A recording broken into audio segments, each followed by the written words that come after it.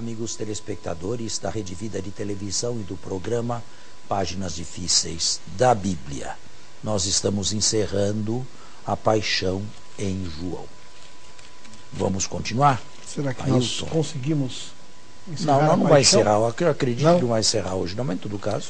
Então nós vamos do capítulo 19, agora a partir do versículo 23. Agora, antes que você comece a ler, Sim. Você tinha lido 1 ou 2 domingos atrás até, um texto importante. Eu fiquei quieto porque era aqui que eu devia explicar. O evangelista João insiste muito na hora em que Jesus foi crucificado. Era por volta da 6ª, meio-dia. Isso, foi domingo passado, né? Era por volta da 6ª e era a véspera da Páscoa, ou seja, para o evangelista isso aqui é importante e é teológico. O verdadeiro Cordeiro de Deus foi imolado fora das portas de Jerusalém no mesmo dia e hora em que no templo eram imolados os cordeiros pascais para que os judeus à noite celebrassem a Páscoa. Lá no templo o ritual, na cruz o existencial. Lá a figura, na cruz a realidade. Certo? E se verificam neste evangelho as palavras proféticas de João Batista, quando no início indigita Jesus: eis o Cordeiro de Deus, aquele que tira o pecado do mundo. Aí está o Cordeiro de Deus tirando o pecado do mundo. Numa grande inclusão entre o início, João Batista, e o final. Essa é uma teologia mesmo, né? Então nós vamos agora a partir do versículo 23, então.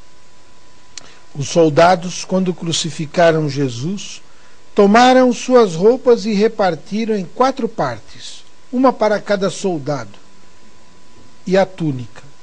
Ora, a túnica era sem costura, tecida como uma só peça, de alto a baixo. Disseram entre si: não a rasguemos, mas tiremos a sorte, para ver com quem ficará. Isso a fim de se cumprir a escritura que diz: repartiram entre si minhas roupas e sortearam minhas vestes. Que é o Salmo 22. E as influências são recíprocas, tanto a paixão no Salmo, quanto o Salmo na paixão.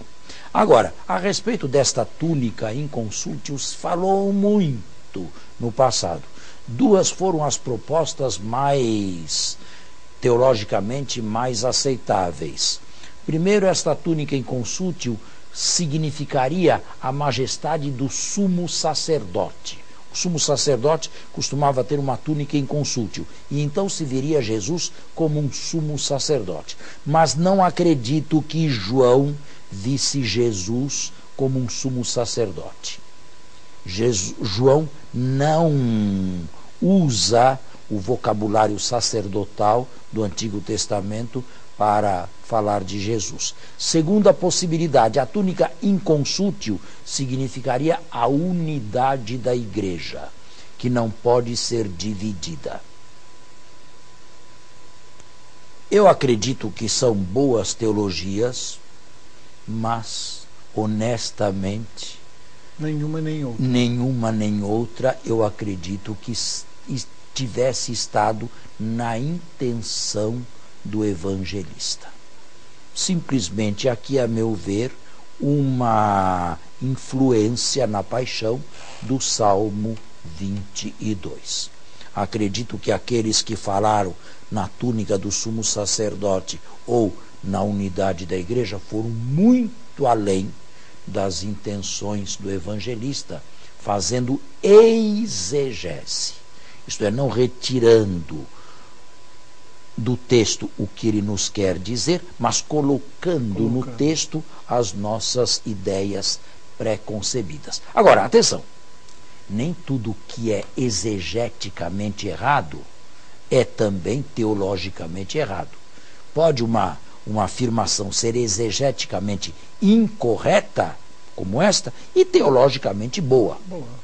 Nada a ver uma coisa com outra. Portanto, estas duas opções teologicamente são aceitáveis, teologicamente. Agora, exegeticamente, elas não têm nenhum fundamento, a meu ver. Tá bem. Muito bem Outra explicado. pergunta é se Jesus tinha algum pano ao ser crucificado. Os romanos não tinham nenhum escrúpulo em crucificar pessoas nuas. E era este o modo normal de se crucificar. Alguém completamente nu. Os judeus tinham muitas reservas com relação à nudez, sobretudo a nudez mostrada em público. Teriam os romanos tido alguma sensibilidade para com esta questão judaica? Nós nunca saberemos. Nos nossos crucifixos, Jesus vem com uma fraldinha. Mas, historicamente, é mais provável, não digo comprovado, mas é mais provável que tenha sido crucificado nu. Não. Tá bem. Podemos prosseguir? Perto da cruz de Jesus permaneciam de pé sua mãe, a irmã de sua mãe, Maria, mulher de Clopas, e Maria Madalena. E a exegese faz uma discussão interminável a ver quantas mulheres exatamente havia aí. Dependendo das vírgulas, elas são 4, são 3 ou são 2. Dependendo das vírgulas. São 4. Maria, Né? Maria, sua irmã, que era mulher de Cleofas,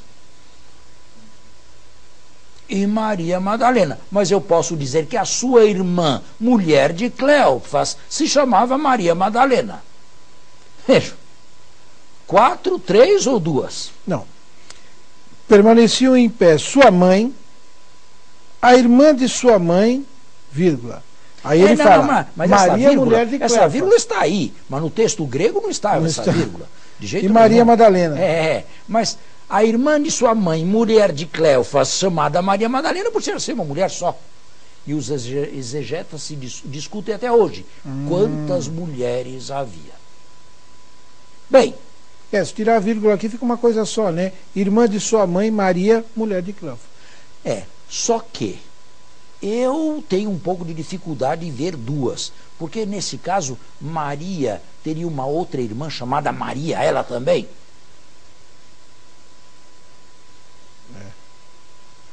Está vendo? Então eu acredito que pelo menos 3 mulheres. Mas esta aqui é a dificuldade menor. A dificuldade maior é outra. Vai vir ainda. Vai vir. E, naturalmente, você não leu ainda o discípulo amado, não é? Não. Então leia. Jesus, então, vendo sua mãe e perto dela o discípulo a quem amava, disse à sua mãe: Mulher, eis o teu filho. Depois disse ao discípulo: Eis a tua mãe. E a partir dessa hora, o discípulo a recebeu em sua casa. Bom, primeira dificuldade. Os romanos não permitiam que parentes ficassem próximos do condenado à morte.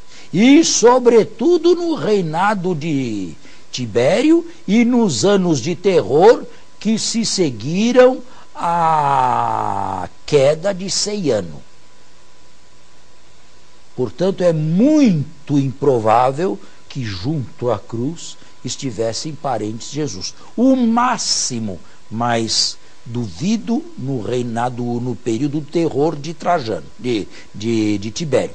O máximo que poderiam certos condenados à morte fazer era despedir-se dos seus parentes, mas não que os parentes ficassem ali ao lado dele durante a agonia. Certamente os romanos não permitiriam esta cena. Segundo lugar, esta é uma cena que apenas João traz. Portanto, ela não goza da múltipla atestação. Nenhum sinótico traz Menciona isso. isso. Nenhum sinótico menciona isto. Portanto, do ponto de vista estritamente histórico, não teológico, histórico, a cena é complicada. A cena é improvável. Agora, do ponto de vista teológico, ela ganha imensa... O que ela perde em Na historicidade, ela ganha em Teo- profundidade teológica. Os sinóticos todos têm um momento na vida pública em que aparece Nossa Senhora. Lá fora estão tua mãe e teus irmãos e querem falar-te. Minha mãe e meus irmãos são aqueles que observam a palavra de Deus, Lucas. Ou então, Marcos e Mateus, quem é minha mãe? Quem são meus irmãos? E apontando para os que o escutavam, diz, estes são minha mãe e meus irmãos, porque quem me escuta é minha família. Cada evangelista, e sobretudo Lucas, teve modo de incluir Maria entre os discípulos de Jesus, sobretudo Lucas. Minha mãe e meus irmãos são aqueles que fazem a vontade do Pai. João não tem esta cena no meio do ministério, mas acredito que ele a tenha criado no final e na cruz de Jesus. Então, mulher, eis o teu filho. Com outras palavras, discípulo amado, recebe a mãe. E a mãe se transforma em João na primeira discípula recebida pelo discípulo amado. A mãe deixa de ser simples mãe e passa a ser discípula do discípulo amado. E o discípulo amado passa a ver com carinho a mãe ou a igreja.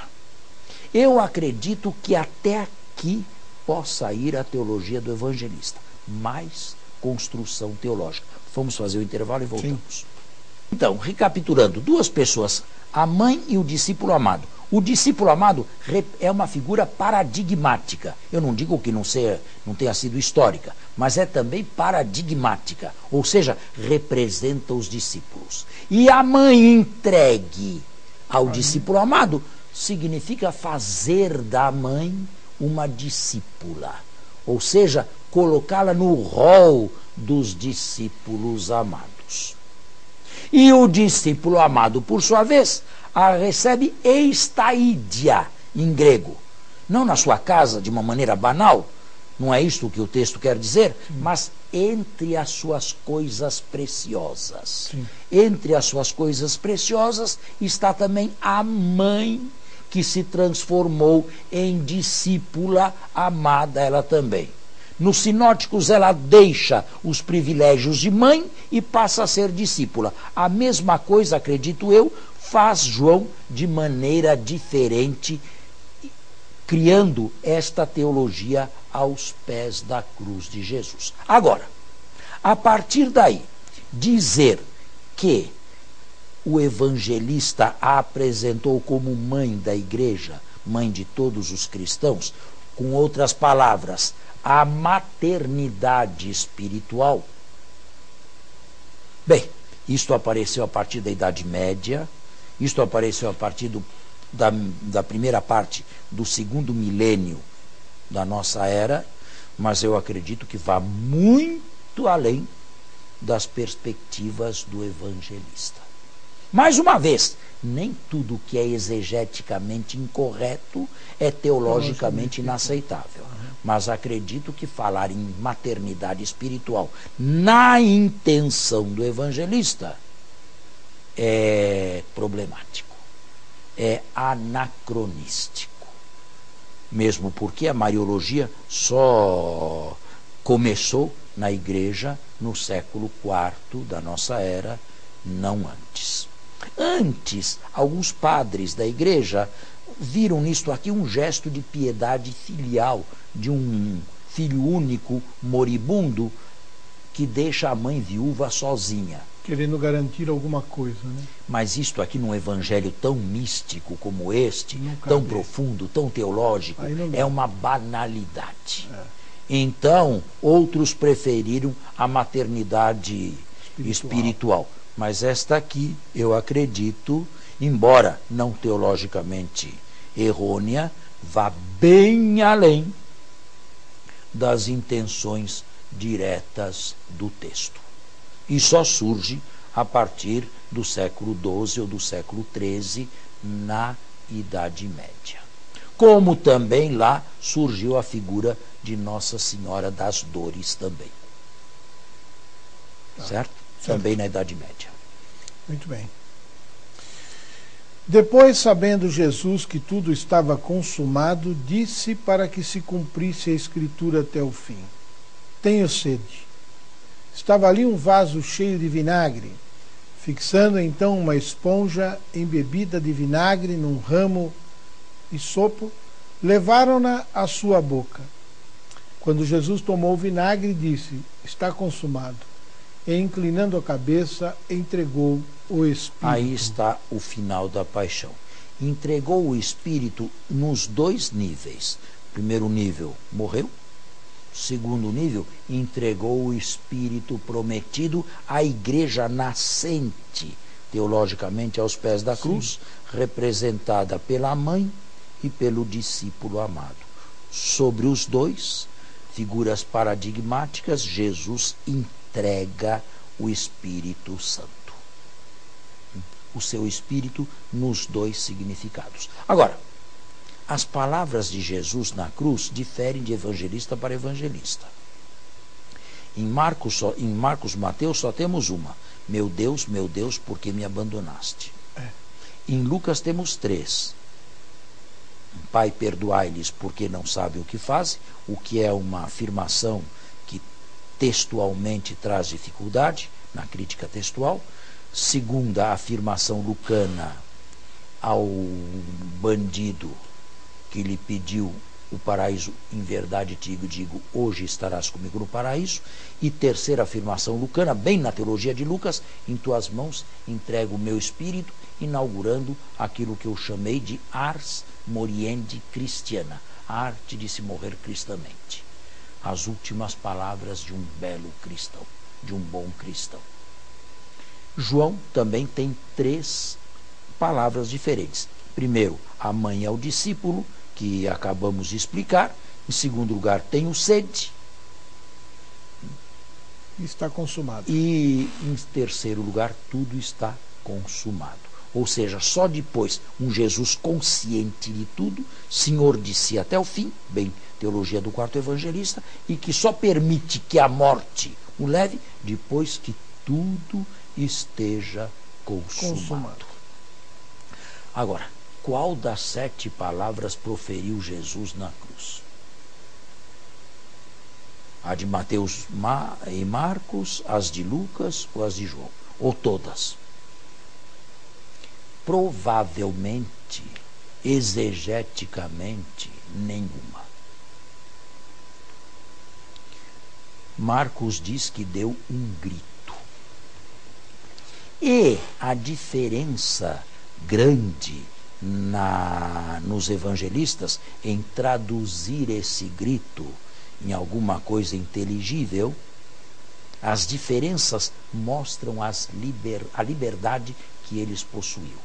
Como não havia nenhuma tradição de nenhuma palavra proferida realmente por Jesus na cruz, a não ser um grito, este grito foi livremente traduzido por meu Deus, por que me abandonaste?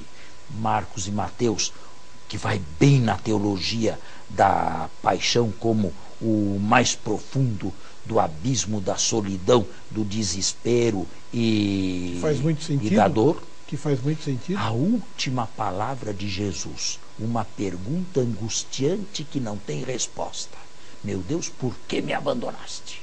E morreu. Lucas, muito a seu modo, muito teólogo da bondade, da serenidade, da autoconsciência de Jesus, tem 3 palavras bem de acordo com a sua teologia, perdoai-lhes porque não sabem o que fazem, hoje estarás comigo no paraíso, o que cria um problema tremendo com os outros dois, porque os outros dois disseram que os dois crucificados blasfemavam conjuntamente. E não há acordo possível entre Lucas e os dois. A melhor explicação é esta. Jesus certa vez prometeu o paraíso a um pecador arrependido. E isto aqui andava solto na tradição. Lucas inseriu no esquema da paixão esta frase solta. É a única possibilidade que nós temos de entendê-la. Do ponto de vista de Lucas. É claro, todas teológicas, né? Porque do ponto de vista exegético, depois da flagelação, depois dos pregos, depois da coroa de espinhos, manter um diálogo ainda depois de tudo isso, não é fácil, hein?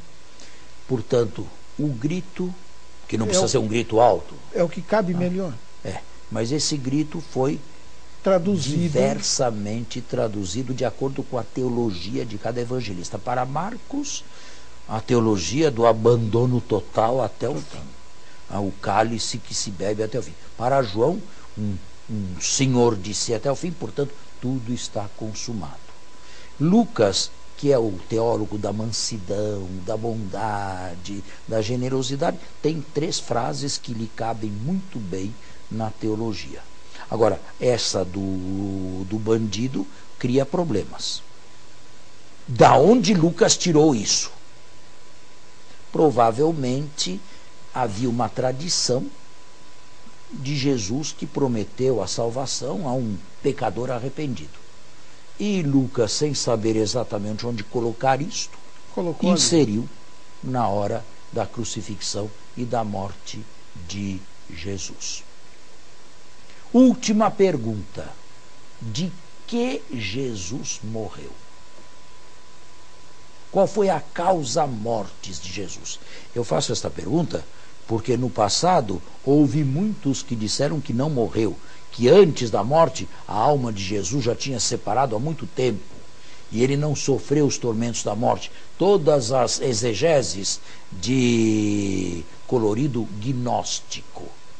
Mas, pelo que eu já li alguma coisa, ele morreu Os modernos aceitam, e nós com eles aceitamos o realismo da morte de Jesus. Entre as diversas causas estudadas, Jesus deve ter morrido por perda de sangue, por perda enorme de sangue, que nós conhecemos com o nome de desidratação. Então, também já vi pela questão da água no pulmão, que chega uma hora que o pulmão não respira mais e não tem mais movimentação, até a questão da força que se faz para se erguer e respirar. Tudo isto é bonito. Isso significa que a exegese moderna tomou um viés diferente daqueles que negavam no passado a verdadeira morte de Jesus. Ele morreu realmente. E agora encerrou-se mais uma vez o nosso programa. Ainda tem um pedacinho da paixão, mas isto tem que mais ficar... 4 versículos. Mas depois tem o enterro também. Temos também. E temos que explicar isto aqui, não é? Muito bem. A próxima semana nós continuamos. Muito obrigado, até lá. Até o próximo domingo, um bom final de domingo a todos e até lá.